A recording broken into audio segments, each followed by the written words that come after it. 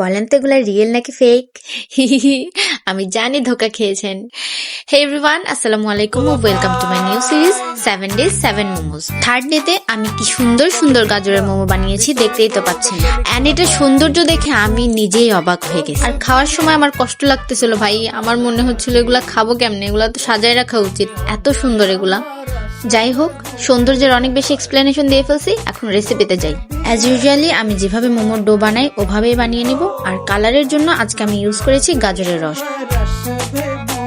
ভেতরের ফিলিং এর জন্য আমি দিব চিকেন, পেঁয়াজ, রসুন, কাঁচামরিচ, এগুলোকে একসাথে কিমা করে নিব।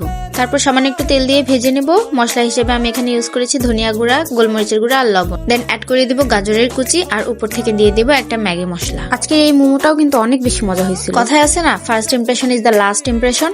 আর আজকে এটাই হয়েছে, যে দেখতেই এত সুন্দর হয়েছে, খেতে তো অবশ্যই মজা হবে। এখন জাস্ট ভালো মতো একটু দেখেন আমি কিভাবে বানাই, তাহলে বুঝতে পারবেন।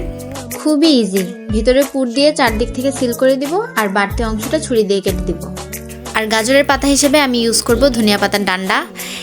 এইটা দেয়াতে একদম রিয়েল লাগতেছিল পুরাই। লুকটা দেখেন, জাস্ট ওয়াও ওয়াও ওয়াও। আমি তো এই গাজরের প্রেমে পড়ে গেছি। এখন আপনারা বলেন আপনাদের কাছে কেমন লেগেছে। এই মোমোটা কিন্তু সবাই অবশ্যই বাসায় ট্রাই করবেন আর খেয়ে আমার মতো হয়ে যাবেন। ঠিক আছে, তাহলে আজকের মতো আল্লাহ হাফেজ।